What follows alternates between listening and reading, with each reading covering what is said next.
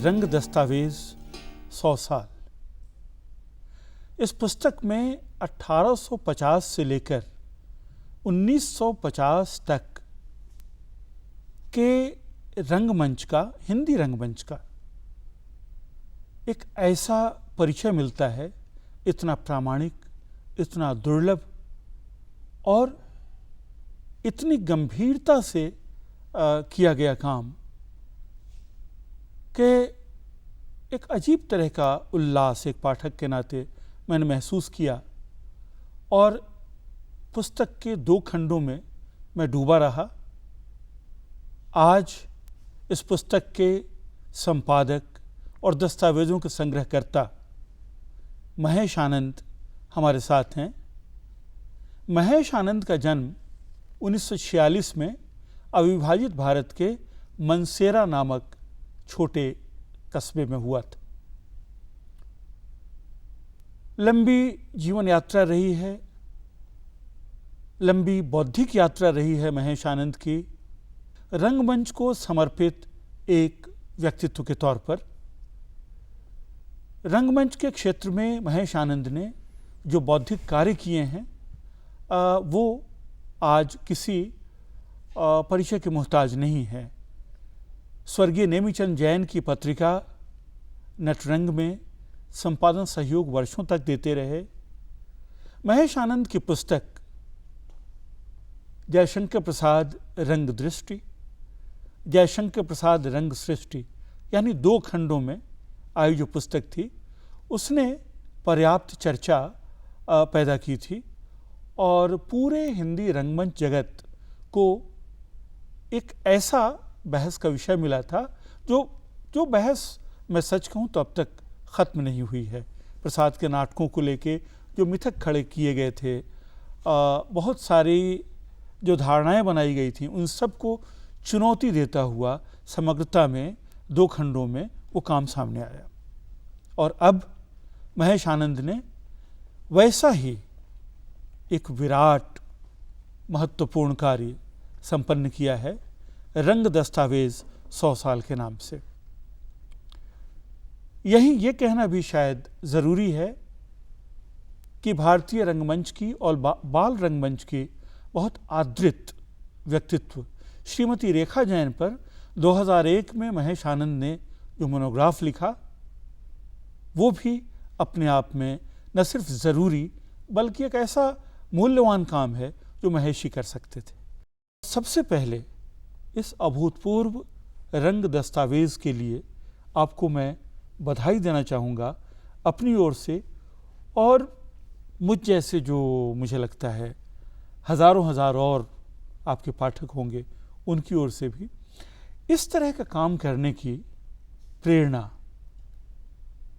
आपको कहाँ से मिले? क्योंकि हमने देखा है विदेशों में और अब तो इस देश में भी ऐसे किसी काम के लिए प्रोजेक्ट भारी भरकम तैयार होता है और लाखों करोड़ों रुपए खर्च होते हैं। आपने कैसे ये काम शुरू किया और कर डाला? कितने वर्ष लगे और इसकी प्रेरणा कहाँ से मिली? देखिए, सन 70 में हमने एमए किया दिल्ली यूनिवर्सिटी से। नाटक और रंगमंच हमारा विषय था। लक्ष्मी नारायण लाल हमें पढ़ाते थे और उस ज़माने में हिंदी में कोई किताबें नहीं थी, थिएटर पर, रंगमंच पर कोई किताब नहीं थी। और एक नटरंग निकलती थी पत्रिका, वही नेमी चंद जैन वाली नेमी जिसका जी, जिक्र मैंने जी। किया। हाँ। पत्रिका पढ़ते थे और उस पत्रिका के सारे अंक लेने के बहाने हम नेमी जी से मिले। मैं और मेरे साथी देवेंद्र राज अंकुर, जो मेरे क्लास फेलो थे, और उस पत्रिका से भी हमें नाकाफ़ी लगा। तो धीरे धीरे धीरे मैंने दिल्ली की सारी लाइब्रेरीज़ को खंगाल दिया कि कहीं तो पत्रिकाओं में कुछ मिलेगा मुझे। यहाँ तक कि हैदराबाद से कल्पना के पुराने इशू भी मंगवाए मैंने। तो वहाँ से तो एक रुचि पैदा हुई। और कल्पना के अंक क्यों मंगवाया आपने? क्योंकि कल्पना तो कई विधाओं की मिलीजुली पत्रिका थी और हाँ, नाटक भी यदा कदा। नाटक के देखिए कि नेमी चंद जैन और सुरेश अवस्थी जैसे लोगों के पुराने लेख वहीं हैं, हाँ, शुरू के। तो हाँ।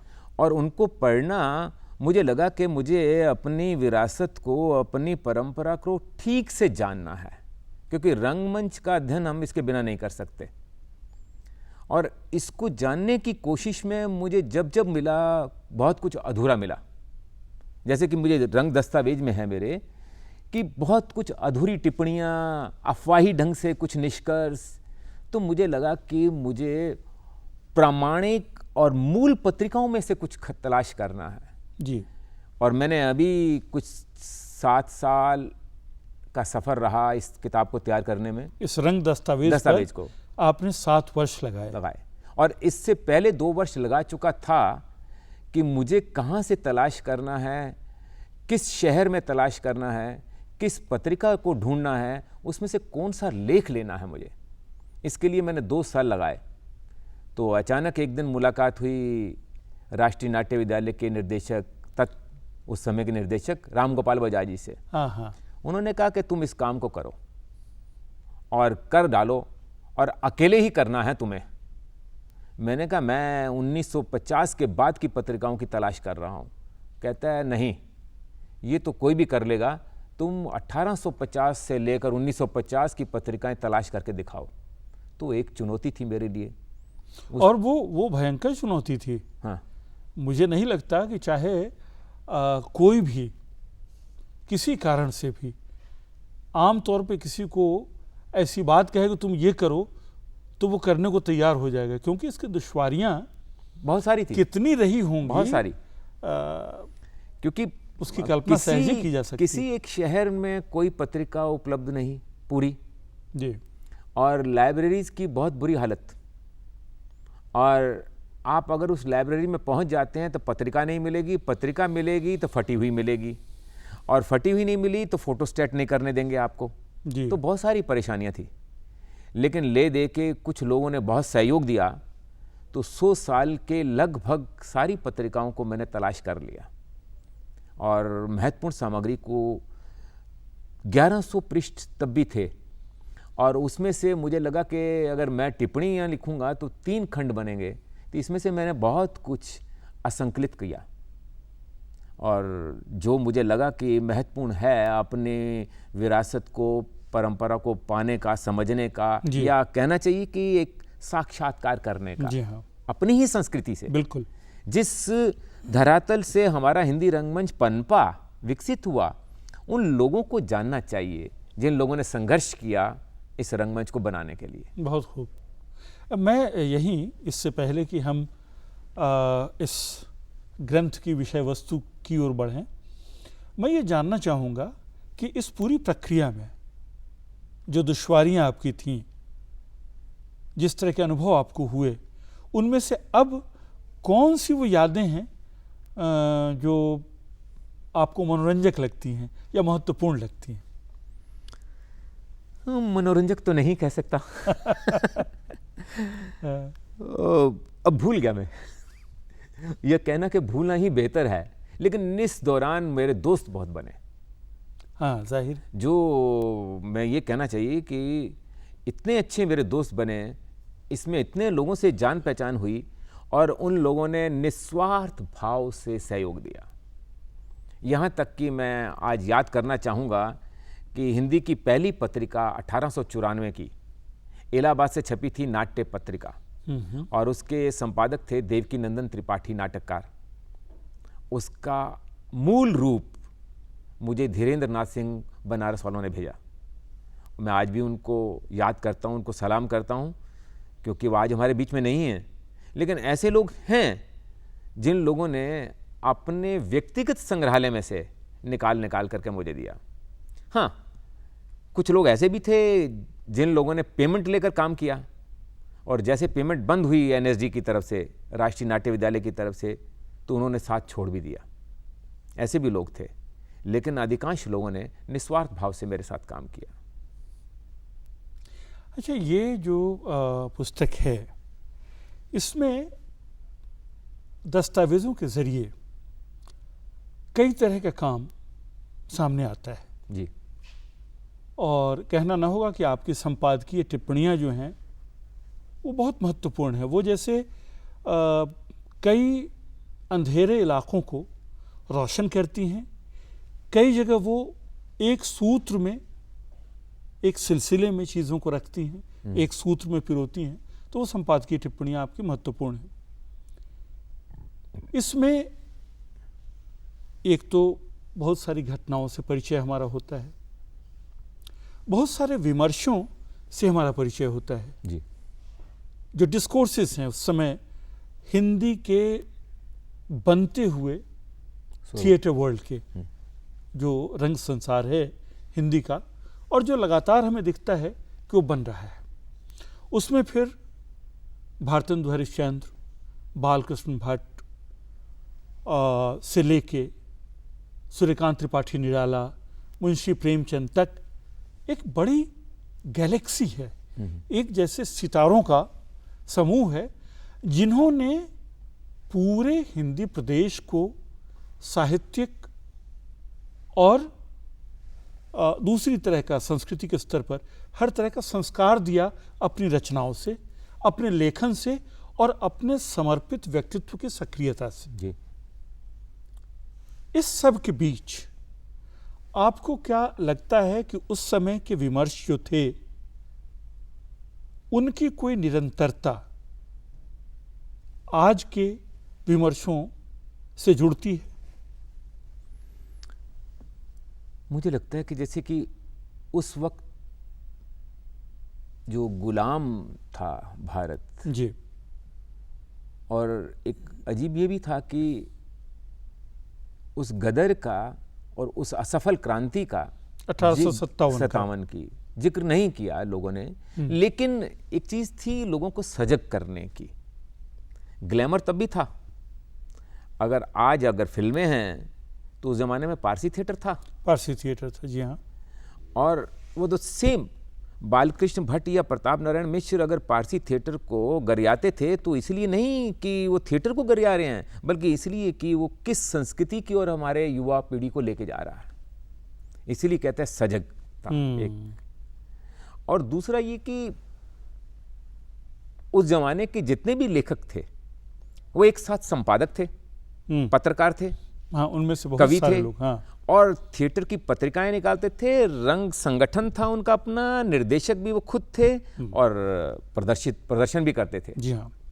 यानी इतनी सारी भूमिकाओं को एक साथ निभाते निभाते निभाते वो क्या था कि इसकी दृश्य शक्ति जो है उसके द्वारा लोगों को सजग करने का, वो मुझे लगता है कि आज फिर उसी मोड़ पर हम आ पहुंचे हैं कि हम इस आज की युवा पीढ़ी को इस बाजार में जो चीजें परोसी जा रही हैं, जो बाजारवाद है आज हाँ, का, उस भूमंडलीकरण के हाँ, दौर का, हाँ, उसमें भूमिका को, उस सवालों को खड़ा करना बहुत जरूरी है, बहुत जरूरी है। और वो सवालों के जवाब वहां मिलते हैं। और एक गजब की बात है कि तकनीकी सूक्ष्मता या जिसे कहना चाहिए पॉलिश करना उनके जहन में नहीं था। उनके जहन में था कि सीधा डायरेक्ट अटैक करना, और वो अटैक करते थे। यानी नाटकों की और रंग जगत की जो अंतर वस्तु है वो समाज के लिए उपयोगी हो, हितकारी हो, बिल्कुल, हाँ, और वो एक स्वस्थ और गंभीर संस्कृति निर्मित करे। या सही है। नहीं, आपने जैसे इसकी भूमिका में लिखा है पहले खंड में, मुझे याद आता है पहले खंड में है कि हरिश्चंद्र चाहते थे, भारतेंदु हरिश्चंद्र, जी, और उनके अलावा आपने अन्य लोगों का भी जिक्र किया है कि रंगमंच जो है जी, वो केंद्र बने तमाम सांस्कृतिक हलचलों का, गतिविधियों का, राजनीतिक घटनाओं का, बहुत सारी चीज़ों का, यानी एक खास तरह की मुकम्मल संपूर्णता, सामाजिकता, हाँ, उसके केंद्र में हो। बिल्कुल, यहाँ तक कि अगर आप, और आप आज के संदर्भ में मैं जानता हूं कि कितने पैशन के साथ आप आज भी रंगमंच से और रंगमंच के पीछे जो बौद्धिक धारणाएं और विमर्शों की दुनिया है उससे आप कितने पैशन के साथ जुड़े रहे हैं, इसको कई दशकों से मैंने देखा है एक मित्र के नाते। तो आपको लगता है कि वो चिंताएं अपनी निरंतरता में आज बनी हुई हैं और नए सिरे से जैसे वो प्रासंगिक हो रही, सिर्फ रूप बदले हैं उनके। जी, सवाल आज भी वही है। आज भी हम नाटक चाहते हैं जी, आज भी हम चाहते हैं कि अभिनेता केंद्र में हो। आज भी हम चाहते हैं कि रोजी रोटी के लिए भी उस नए एक परिवेश को, एक समाज को हम तैयार करें जो थिएटर करे सिर्फ, और उसको हम साथ में रोजी रोटी भी दें। क्योंकि ये सवाल तब भी था, आज भी है, और ये सवाल हमेशा रहेगा। और लोगों को सजग करने का, कभी भी देखिए पारसी थिएटर को भी अगर उन्होंने अपनाया तो केंद्र में पारसी थिएटर का ग्लैमर नहीं रहा उनके। इवन जयशंकर प्रसाद के नाटकों में भी केंद्र में पारसी थिएटर नहीं रहा। वो एक सामाजिक राजनीतिक दृष्टि थी उनकी, बिल्कुल, और वही केंद्र, वही संप्रेषित करना चाहते थे, वही ध्वनित करना चाहते थे। यही एक सवाल आज भी जुड़ता है कि हम थिएटर को कहाँ ले जा रहे हैं, थिएटर में से क्या तलाश करना चाहते हैं। बिल्कुल। थोड़ा पीछे उस संसार में लौटते हुए एक प्रश्न और मेरे मन में आ रहा है कि जैसे नाटक में जी, रंगकर्म जो व्यावहारिक रंगकर्म है, उससे इतर जो अवधारणाओं के स्तर पर, सिद्धांत के स्तर पर बहुत सारी चीज़ों का स्थिरीकरण होना था, बहुत सारी चीज़ों को स्पष्ट किया जाना था, उस तरह की कोशिशें भी उसको एक टास्क मान के, इसमें ऐसे दस्तावेज हैं जिनमें चीज़ों को व्याख्यायित किया गया है। जैसे उपेंद्रनाथ अश्क का जी 1938 का एक लेख है जो हंस में छपा था, एकांकी को लेकर, जिसमें एकांकी का इतिहास बताते हैं। कहते हैं कि यूरोप में भी आज से 50 साल पहले एकांकी नाम की कोई चीज़ थी नहीं, लेकिन आज वहाँ ये एक विकसित विधा है, और वो भारत में एकांकी की संभावनाओं पर काफ़ी लंबा लेख है। ज्ञानेंद्र कुमार के साथ उनकी बड़ी बहस हुई, और फिर उसके बाद ज्ञानेंद्र कुमार से उनकी एक बहस होती है। वो मानते थे कि एकांकी हो ही नहीं सकता। हाँ, तो ये है।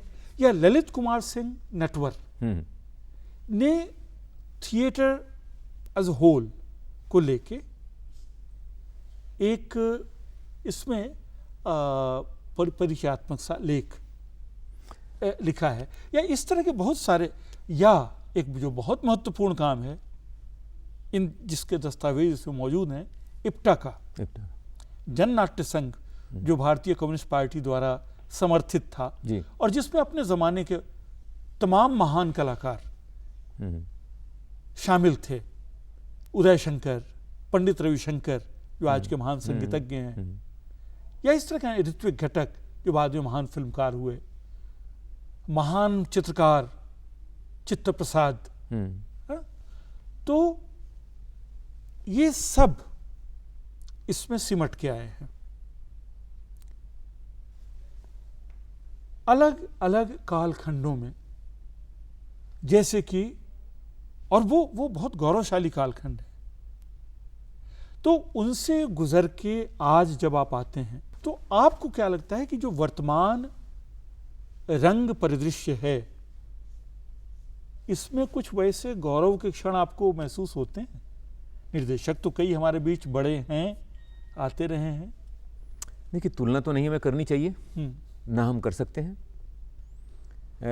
इप्टा में भी देखिए कि सेंट्रल स्क्वाड में आते हैं, सेंट्रल ट्रुप जैसे कहा जाता था, शांतिवर्धन, सचिन शंकर, ये सारे उसी वक्त की दौर की देन हैं। जैसे अमर भारत, हाँ, और नेमीचंद जैन और रेखा जैन ये भी थे। ये उस ट्रुप के लोग थे। लेकिन आज भी देखिए कि छोटे छोटे शहरों में हमारा, देखिए तब बहुत कम थिएटर होता था, आज इतना फैला हुआ है कि अगर हम कहें कि अलकाजी या हबीब तनवीर या बाबा कारंत या नई पीढ़ी के कहें तो क्या हम MK रैना, इनको क्या छोड़ दें? ये क्या इन्होंने उस तरह का काम नहीं किया? ये पूरी सजगता के साथ, एक प्रतिबद्धता के साथ काम किया इन लोगों ने भी। एक थिएटर को एक नया मोड़ दिया है, एक नई सोच पैदा की है। या ये भी कहना चाहिए कि जो छोटे छोटे रंग नगर हैं, और हम नुक्कड़ नाटकों को भी तो नहीं भूल सकते। अब सफदर हाशमी ने अपनी शहादत दी, और गुरुशरण पंजाब के, अरे महान आप बताइए गुरुशरण सिंह, उनको हम 30 सालों से देखते आ रहे हैं। जी हाँ। उन्होंने कहां से कहां थिएटर को ले गए। एक वो इस कदर हमें उत्तेजित करते हैं कि हम बहस करें। जी बिल्कुल। उनका थिएटर प्ले कोई भी होता है, लेकिन उनकी अपनी व्याख्या ऐसी होती है कि वो बहस करने के लिए हमें प्रेरित करते हैं, उत्तेजित करते हैं। हाँ। और यही मुझे लगता है कि नए निर्देशकों की देन भी है जो हमने पाया इनसे। और ये मकसद एक मैं कहना चाहूँगा कि निराला थे, जो इस बहस में विश्वास करते थे, और उनकी इस बहस से पारसी थिएटर वाले घबराते थे। ये आपने लिखा भी है। हाँ। इसी बीच एक प्रश्न और जी, ये जो पूरा विकास क्रम है हिंदी रंगमंच का 100 वर्षों के दौरान जो आपने इतना कुछ इकट्ठा किया है, इसमें वो महत्वपूर्ण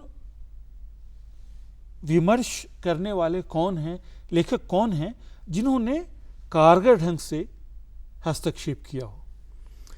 देखिए, मैं सबसे पहले नाम लेना चाहूँगा पटना के शिव पूजन सहाय का, जिन्होंने हिंदुस्तान भर में घूमते घूमते हुए कई शौकिया रंग मंडलियों का इतिहास लिखा, और कई बार उन्होंने कहा कि हमारे यहाँ थिएटर म्यूज़ियम होना चाहिए। ये सन 1920, 30 और 40 के युग की है। और दूसरी ओर उग्र को देखिएगा। उग्र देखिए, हम उनको एक कथाकार के रूप में जानते हैं, लेकिन उन्होंने बहुत अच्छी प्रदर्शन समीक्षाएं लिखी हैं। और तीसरी ओर ललित कुमार सिंह नटवर, जिनका आपने उल्लेख किया है जी। उन्होंने केवल एक लेख के माध्यम से और पूरी थिएट्रिकल लैंग्वेज में, जैसे रंग भाषा के दौरान, उन्होंने पूरे हिंदी परिवेश को अंकित किया है। जी। और निराला जी, जिनको हम सिर्फ कवि कहकर के छोड़ देते हैं, नहीं, वो जिसे कहते हैं कि मैं कहना चाहूँगा कि वो पूरे पारसी थिएटर को और हिंदी थिएटर को देखते हुए उस पूरे प्रदूषण को साफ करना चाहते थे अपने लेखों के माध्यम से, और उन्होंने किया ऐसा। इन लोगों को रेखांकित होना चाहिए भारतेंदु और प्रसाद के अतिरिक्त, जी, जिनका हमें उल्लेख करना चाहिए। और हम ऋणी हैं इन लोगों के कि जिन्होंने इतने महत्वपूर्ण अपने अनुभवों को, रंगानुभवों को लिख करके हमें हिंदी रंगमंच के बारे में सोचने के लिए विवश किया। तो मुझे तो लगता है महेश भाई कि इन दस्तावेजों के सामने आने के बाद जी ये काम होगा, और बहुत सारे लोग स्वतः ऐसी प्रेरणा महसूस करेंगे कि रंग कर्म के क्षेत्र में एक दार्शनिक सैद्धांतिक धरातल पर जो इनका अवदान है उसका मूल्यांकन किया जाए, उसकी चर्चा सामने लाई जाए।